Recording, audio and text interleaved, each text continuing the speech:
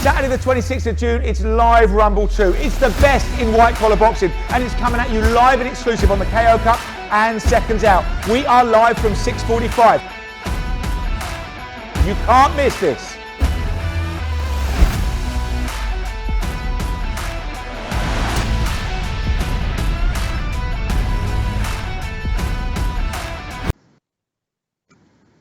Okay, Peter, so this morning I wanted to look at the Fury Wilder 3 fight coming up, and the reason I wanted to look at it today is tomorrow there's a press conference in Los Angeles to officially announce the fight, give all the sort of details and everything else that's going to be happening, and it's surprising to imagine that this fight is only 40 days and 40 nights away, to get all biblical on you. It's just over 5 weeks, and there doesn't seem to have been too much noise about a fight of this magnitude, and I think the reason for that is we were all so excited and we were dragged out, you know, thinking in anticipation for Fury Joshua.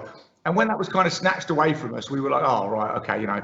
And then all of a sudden, Wilder was inserted, and now we've got, Usyk Joshua. And we were a bit like, well, okay, you know, these other fights are happening. But these are fantastic, amazing fights.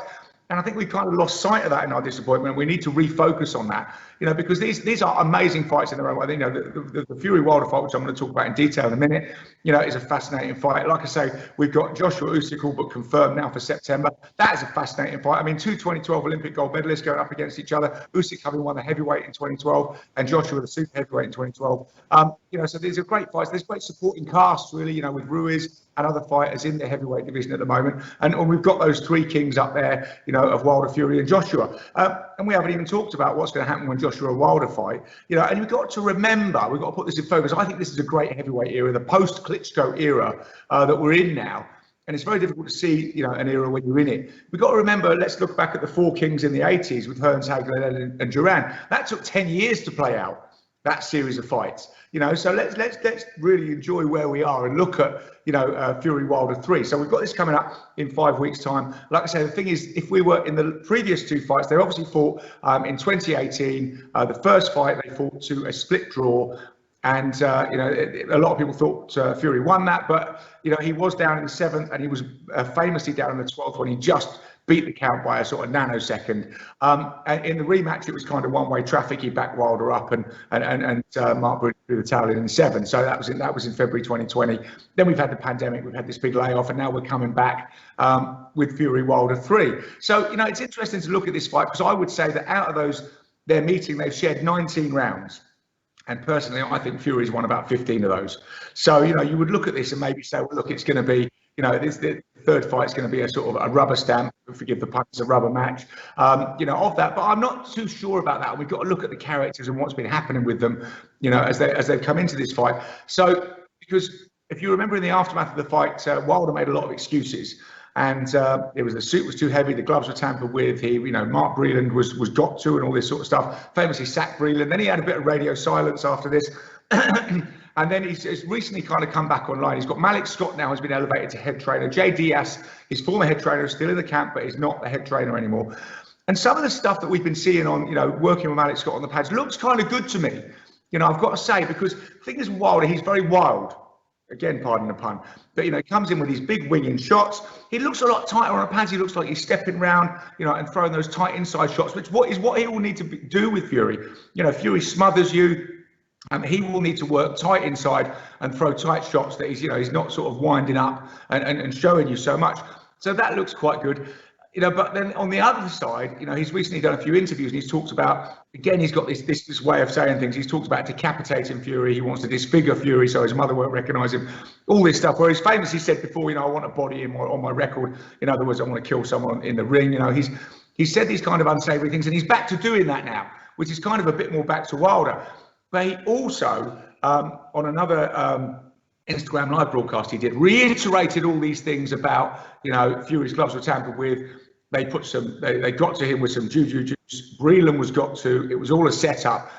And, you know, somebody like Wilder, in a way, needs to keep this invincibility mindset going. And the way he keeps that going is by saying, I didn't lose.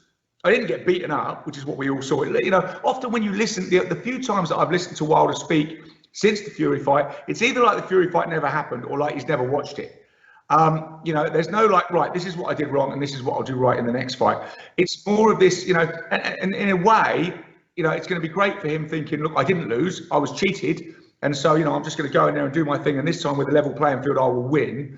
But, you also got to say there's a certain amount of reality distortion in there. If he doesn't accept his failings from the first fight, he's going to repeat them in the second fight. But having said that, like I say, when he's always got that punch, he's always got that equaliser. He knows he can hurt Fury with that if he lands it. And also, like I say, he does seem to be working on some different things from Alex Scott. He's got to know that Fury's going to come in and back him up. And when you saw the second fight, it really reminded me of, there have been murderous punchers around in the past, obviously. I mean, Edison Miranda, famously in the middleweight division, was a murderous puncher, knocking everybody out. And then Kelly Pavlik came along and backed him up. He pushed him back, and all of a sudden the guy couldn't punch with the same power and ferocity he had when he was stalking people who were afraid of him going away from his punches. Similar with Mike Tyson and Evander Holyfield. When Evander Holyfield pushed Tyson back, Tyson seemed to lose that power that he had.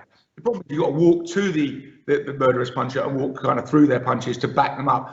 But that's exactly what Fury did with Wilder, and he just seemed to take away his power, and his balance and everything else. So you've got to say that you think, well, Fury's probably going to do the same again. He's got the same training team. He's got Sugar Hill Stewart and Andy Lee in the corner. So, you've got to wonder, is he just going to try and go exactly for a repeat of the second fight?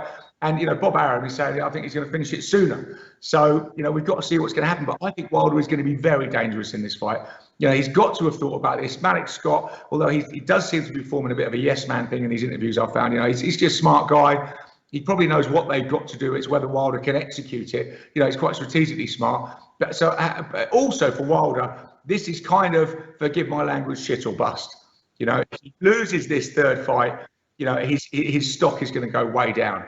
So he's really got to pull something out of the bag in this fight to redeem himself from the second fight and kind of give some justification to him saying the second fight was an anomaly, it was a flash in the pan, the playing field wasn't level, all this sort of stuff. So he's got to come up with something in this fight.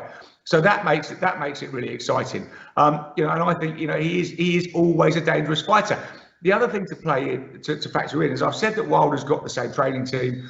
That Fury's got the same training team, and that in a way he only needs to do the same thing he did in the second fight to win. But we're not really sure in a way where Fury is, because obviously after the second fight, he spent so much time in America. He's almost seen as an American, a Las Vegas fighter now. And Big John Fury, his dad, has sounded off a few times about what happened with the negotiations with the Joshua fight. He's saying, I don't really see Tyson anymore. Tyson is in America, surrounded by yes men, jetting off here, jetting off there, signing fight contracts in big razzmatazz. He's not in the gym training. He's not putting a dedication in that he needs to. And so really, we also know that Fury, as he's often talked about and has kind of made his name, his mental state can vary a bit. And to be honest, I don't think anybody in that bubble, it's not a good place for anybody's mental state.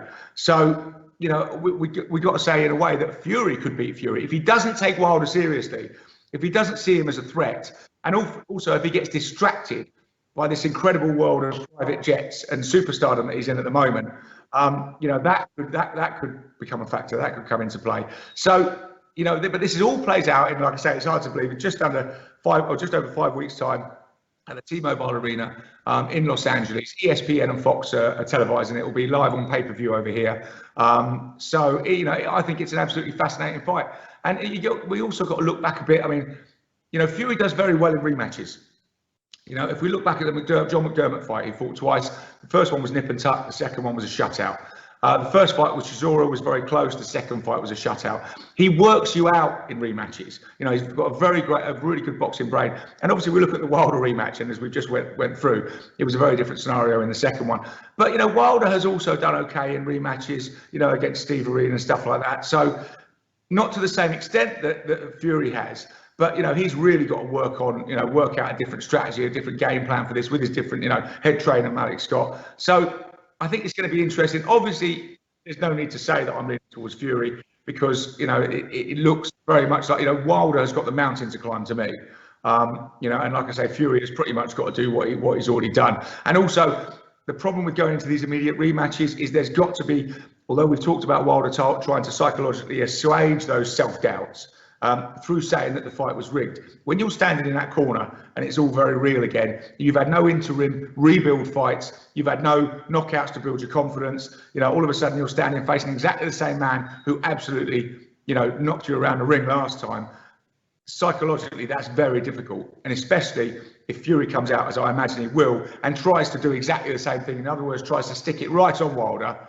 You know, how is Wilder going to react to that? Is it going to be that you know, his brain is going to kind of scream out, it's happening again, and almost capitulate? I don't know. It's going to be fascinating to see. Like I said, the heavyweight scene is very much alive. I think we've got to stop, you know, sort of the sackcloth and ashes over the loss of the Josh fight. It will happen, and the heavyweight scene is alive. There's great supporting characters. These three kings have got to fight it out. It's brilliant, and we go into the next stage of this era on July 24th with Wilder 3 at the T-Mobile Arena, and I can't wait. It's going to be brilliant.